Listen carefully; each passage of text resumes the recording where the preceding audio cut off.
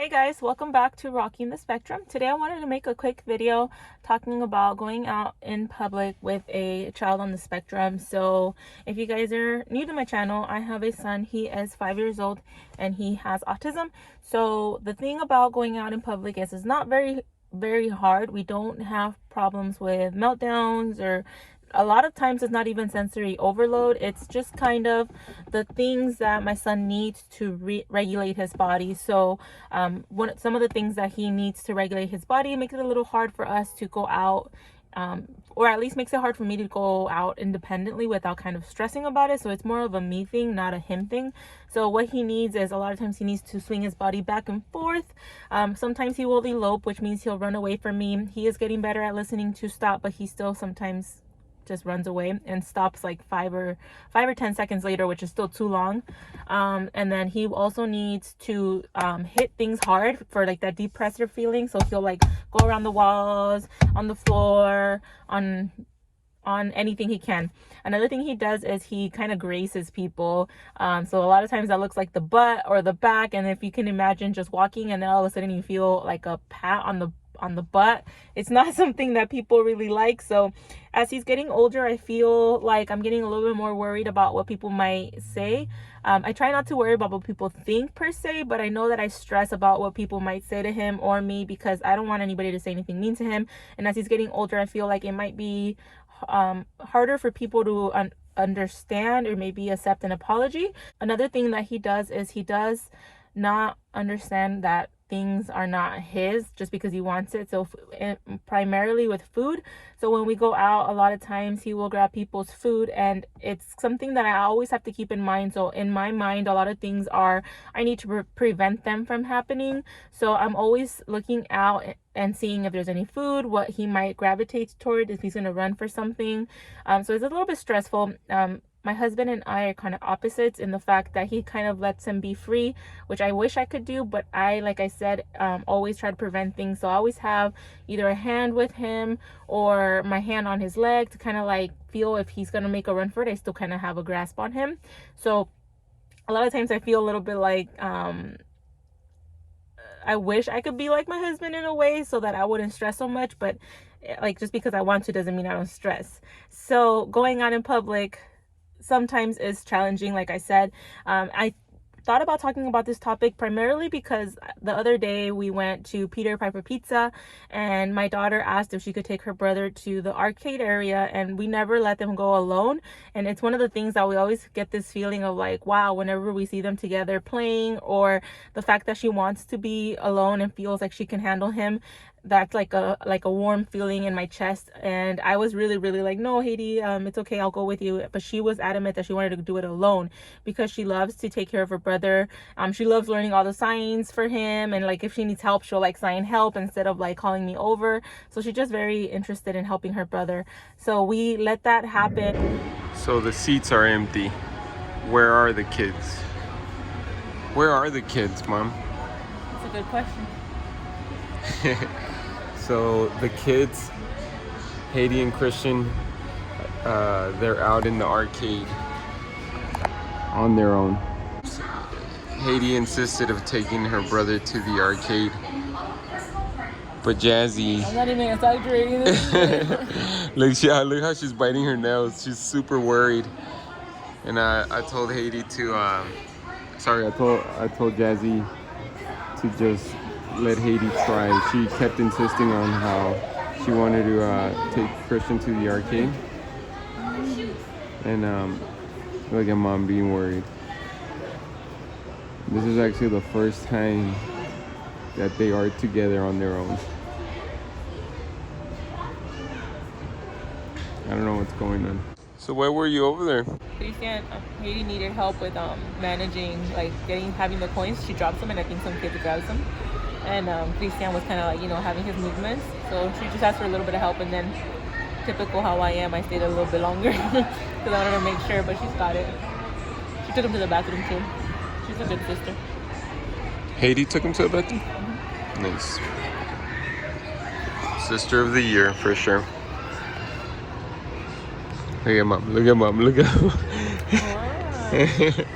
They're over there. more than anything, I'm scared that he's gonna grab like a kid rough or like take somebody's food.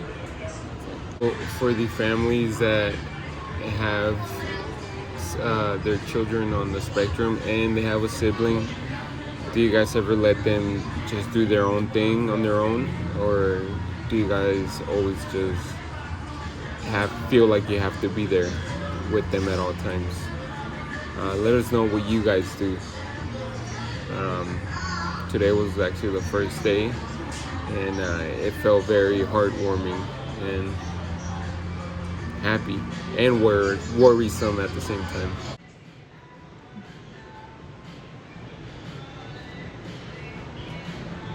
She's hugging him.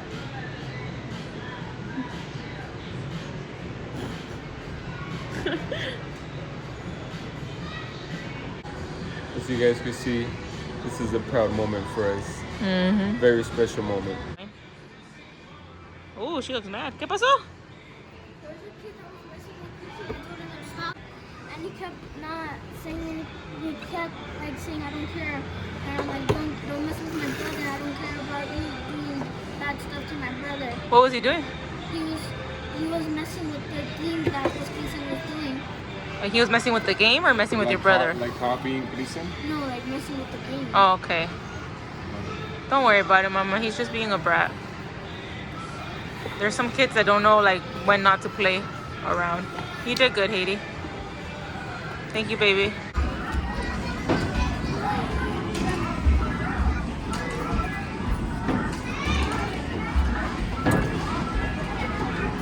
And it went well. She actually came back mad because she said a kid was making fun of Christian, as you guys saw in the clip. But I don't think he was making fun. I think he was just kind of being a bully in general, like trying to play with any toy that he sees, things like that, because he was like trying to play with the game that she had put money in, and she was telling him no, that it was her brother's turn, but he was just doing it, I guess.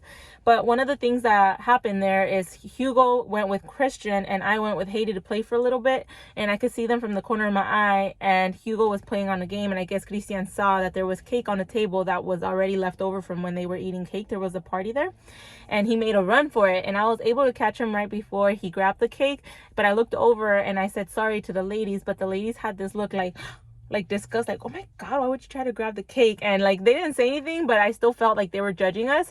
So like that kind of brought to my mind, like, I don't know if I've discussed this before, but there are certain things that my kid does that just kind of like elevate my stress and put me on alert. And I always try not to like try to let people's judgment affect me, but I still have it in my head, if that makes sense. So let me know if you guys also kind of struggle with like not letting other people's opinion affect you, and how you guys deal with that, because I feel like as he's getting older, I need to kind of like find a way to not care as much, because I care even though I don't want to care. I care about preventing things from happening, and that kind of puts even more anxiety on me. So let me know what you guys do if you guys go out in public, how your kiddos do in a public setting. My son has sensory, not issues, but he has a lot of sensory things going on. So Christian is hyposensitive. He's always moving. He's hyperactive. He fidgets. He needs constant pressure. He is not opposed to hugs, kisses, touching. So he's always looking for that kind of like interaction. So it's kind of hard when you need him to stay still, like during a restaurant outing or when we're walking, constant moving. And it's not just moving like a little bit, it's back and forth. When he throws himself to the floor, needing to like touch it, I need to find ways to kind of like, I don't want to prevent it because it's something he needs. Like when he can't get that, he goes to something else. When he can't suck his thumb, he goes to like another way of getting that like action in. When he can't run, he starts like hopping. Like, so it's always needed. So I'm always going to try to find ways to give it to him. I just need to be more proactive on like having things ready for him. That's pretty much what OT said as well. If my son is banging on the walls or like putting pressure on me, like try to have something that'll help him like get his hands moving.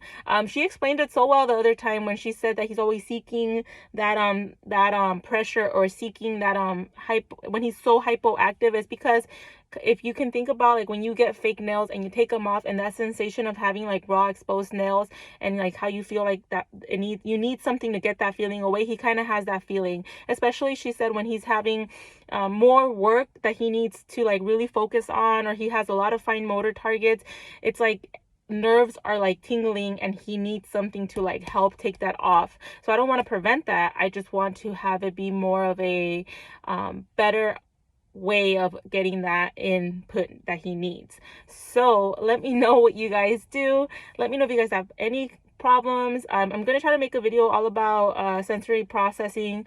I don't have as much information as I would like to right now, so that's kind of all I can talk about, but I do want to kind of write down what I know he has, what I feel has helped them, and kind of like what the differences are between like the sensitivity, being oversensitive to certain noises, and being not so affected but needing more like pressure, squeezes, jumping, things like that. So I hope you guys found this video useful.